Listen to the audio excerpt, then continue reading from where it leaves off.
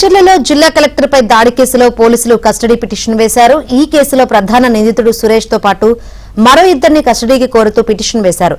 సురేష్ ను రెండోసారి కస్టడీకి ఇవ్వాలని కోర్టుకు విజ్ఞప్తి చేశారు. పోలీసుల పిటిషన్పై కాసేపట్లో నాంపల్లి కోర్టు తీర్పు చెప్పనుంది.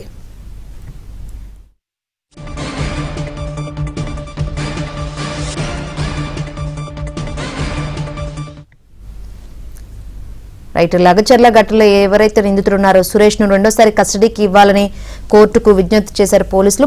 మరి కాసేపట్లో కోర్టు తీర్పు చెప్పనుంది నాంపల్లి కోర్టు. ఇదే అంశానికి సంబంధించి మరిన్ని వివరాలు అందించేందుకు మా ప్రతినిధి ప్రవీణ్ లైవ్ ద్వారా సిద్ధంగా ఉన్నారు. ప్రవీణ్,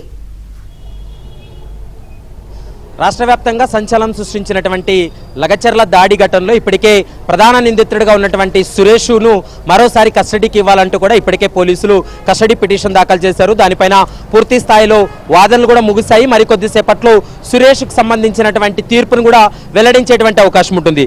సురేష్తో పాటు మరొక ముగ్గురు నిందితులను కూడా కస్టడీకి ఇవ్వాలంటూ కూడా ఇప్పటికే పోలీసులు కోరడం జరిగింది. ముఖ్యంగా మాంగ్యా నాయక్, శివ, లోక్యా నాయక్ వీళ్ళు ముగ్గురిని కూడా కస్టడీకి ఇవ్వాలంటూ కూడా కోరడం జరిగింది. దానిపైన ఇప్పటికే పోలీసులు వేసినటువంటి కస్టడీ పిటిషన్ పైన నిందితుల తరపున న్యాయవాది ఇప్పటికే కౌంటర్ కూడా దాఖలు చేయడం జరిగింది.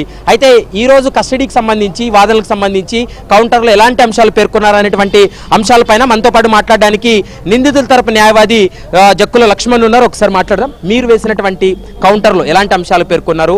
ముఖ్యంగా ఇప్పటికే పోలీసులు అయితే మాత్రం వీళ్ళు కీలక నిందితులు, మరోసారి కస్టడీ కావాలని వాళ్ళు అడుగుతున్నటువంటి పరిస్థితి ఉంది. మీ కౌంటర్ ఏ విధంగా ఉంది? క్లియర్ మ్యామ్, A70కి సంబంధించి మాంగ్యా నాయక్ సంబంధించిన వాళ్ళు కస్టడీ 7 days కస్టడీ కోరడం జరిగింది.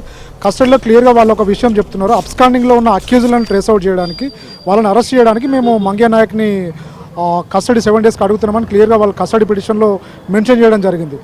దాని కౌంటర్ ఈరోజు మేము స్పెషల్ కోర్టులో ఫైల్ చేయడం జరిగింది. నాంపల్లి కోర్టులో క్లియర్గా చెప్పడం జరిగింది.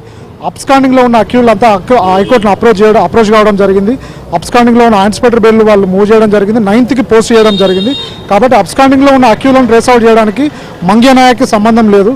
మాంగ్యా నాయక్ అనే వ్యక్తిలో ఓన్లీ అగ్రికల్చర్ చేస్తూ బతికేవాడు. ఇప్పటికే 40 days కంప్లీట్ అయింది. 40 days నుంచి తను జైల్లో ఉన్నారు కాబట్టి కస్టడీని డిస్మిస్ చేస్తూ మాంగ్యా నాయక్తో పాటు బుగ్గప్ప అనే వ్యక్తి కూడా మేము A59 కూడా బెయిల్ పిటిషన్ మూవ్ చేయడం జరిగింది. కస్టడీని డిస్మిస్ చేస్తూ బెయిల్ అలో చేయమని చెప్పి మేము జడ్జి గారిని కోరడం జరిగింది. రైట్, ప్రస్తుతం అయితే మాత్రం ముగ్గురు నిందితులతో పాటు సురేష్ కూడా 4 రోజుల నలుగురిని కూడా కస్టడీ కోరుతూ పోలీసులు కస్టడీ పిటిషన్ దాఖలు చేశారు. మరికొద్దిసేపట్లో సురేష్ కస్టడీకి సంబంధించినటువంటి తీర్పు వెల్లడయ్యేటువంటి అవకాశం ఉంటుంది. మిగిలినటువంటి ముగ్గురు నిందితుల కస్టడీకి సంబంధించి ఇప్పటికే వారి తరపు న్యాయవాది కౌంటర్ దాఖలు చేశాడు. కౌంటర్ పైన పోలీసులు అంటే పబ్లిక్ ప్రాసిక్యూటర్ కూడా తన వాదనలు వినిపించిన తర్వాత కస్టడీకి అనుమతిస్తుందా లేదా అనేది మాత్రం చూడాల్సినటువంటి అవసరం ఉంటుంది. Shankari, right, thank you.